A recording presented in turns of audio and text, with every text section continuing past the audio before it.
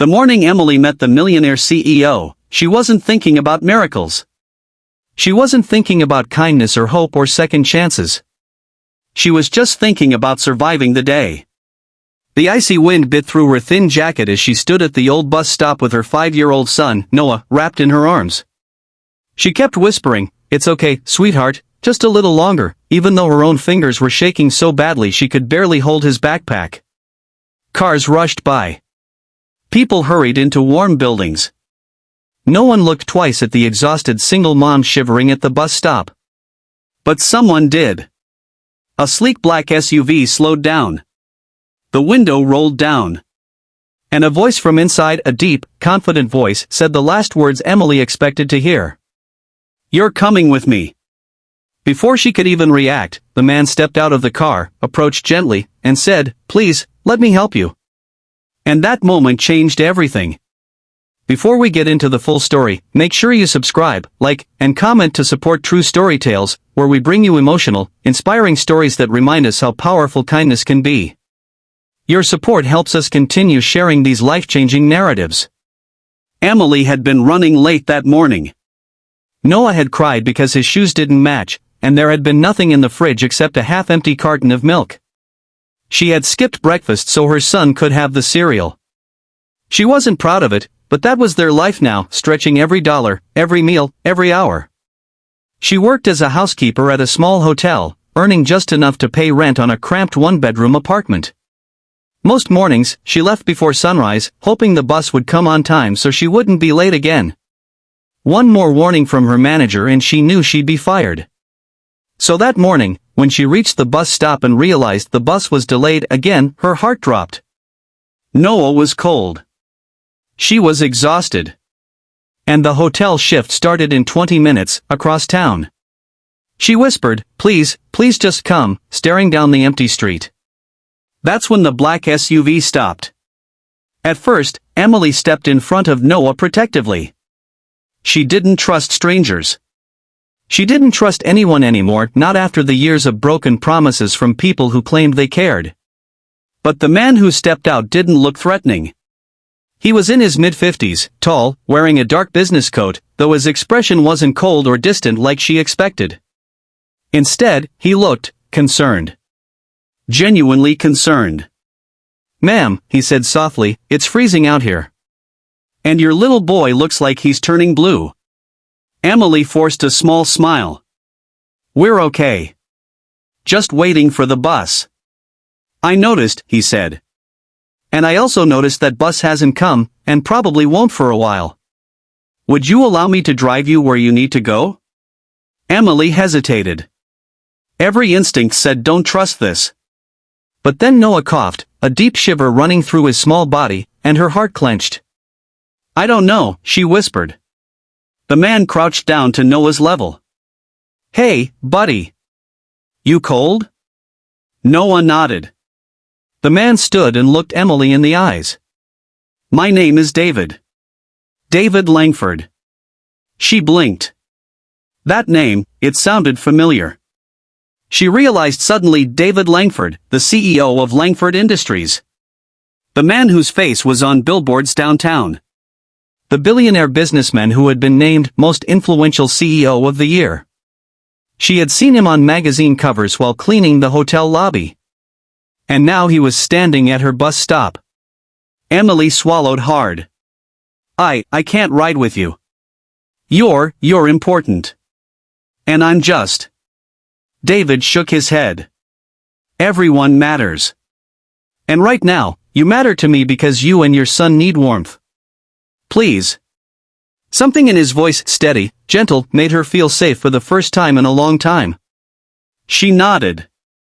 He helped them inside the warm SUV, turned up the heat, and handed Noah a small blanket from the back seat. Noah immediately curled into it, sighing with relief. David drove slowly through the morning traffic. "Where can I take you?" he asked. "The Suncrest Hotel," she said quietly. "I work there." His eyebrows lifted slightly, but he didn't comment. As they drove, David noticed how Emily kept her eyes down, almost apologetic for taking up space. He saw the dark circles, the worry lines, the tension in her shoulders that never seemed to ease. He had seen that look before in employees who felt trapped, in parents who were one paycheck away from losing everything. "Do you work the morning shift?" he asked. "Yes," she replied. "Housekeeping. I've been there a year." "Do you like it?" She hesitated, then decided honesty couldn't hurt. "I'm grateful for the job. But it's hard. The pay barely covers rent." "I'm trying my best." David nodded slowly. "You are doing more than your best. I can see that." Emily looked out the window to hide her emotions. No one had said something kind to her in a very long time. When they arrived at the hotel, David parked and turned to her. "Before you go," he said gently, "I'd like to help you. I don't want to overstep, so please tell me if I am. But you shouldn't have to struggle this way. Not you, not your son." Emily's throat tightened. "You barely know me." "I know enough," he replied. "Enough to see your strength. Enough to see your potential. Enough to know that the world hasn't been fair to you." Her eyes filled with tears. "I can't accept money," she whispered. "I'm not asking for charity." "It's not charity," David said firmly. "It's opportunity." He reached into his coat pocket and handed her a business card. "I want you to come to my office this afternoon. Not as a housekeeper. As a job candidate." Emily stared at him, stunned. I don't have a degree." "You don't need one. I have roles that rely on dedication, heart, and resilience. And you've proven you have all three." "But what about my hotel job?" David smiled. "I think the hotel will survive without you today." Emily laughed softly through her tears. She worked her shift, though her mind kept drifting back to that conversation. Her co-workers noticed she seemed lighter. Hopeful. When her shift ended, she took 2 buses to Langford Industries, clutching the business card the whole way. The receptionist greeted her warmly. "Mr. Langford is expecting you." When she entered his office, David stood and smiled. "Emily. I'm glad you came." They talked for 40 minutes.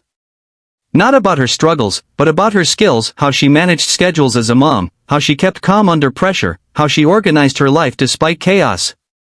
He asked questions no one had ever bothered to ask her. Finally, he said, "I'd like to offer you a position as my executive assistant." Emily's breath caught. "I can't. I'm not qualified." "You are," he said simply.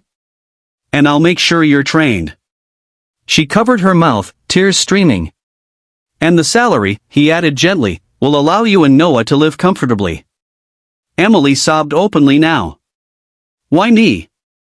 Why are you helping me?" David leaned back, eyes soft. "Because years ago, when I was a struggling father myself, a stranger helped me. Gave me a job when I was at my lowest. He told me, when you can, pass the kindness on." He paused. "Today, you gave me the chance to do that." Emily walked out of that office a different woman, still the same heart, the same soul, but finally seen. Finally valued. Over the next months, everything changed. Noah started preschool. Emily moved into a safe apartment with heating that actually worked. She learned new skills, managed projects, and soon became one of the most dependable people in the entire company. And every time David saw her walking through the halls, head high, confident, smiling, he knew he'd made the right choice. But the truth was, Emily had changed him too. Her strength reminded him why kindness mattered. Why people mattered more than titles or money. One cold winter morning, nearly a year after the day he stopped at the bus stop, David found a handwritten note on his desk. It said, "Thank you for seeing me when no one else did. Thank you for giving me back my life. Emily." He smiled, folded the note, and placed it in his top drawer, the one where he kept his most treasured memories. Because kindness doesn't just change the person who receives it. It changes the one who gives it too. And so, Emily's life transformed because one man chose to stop and care. Not because he was rich. Not because he was powerful.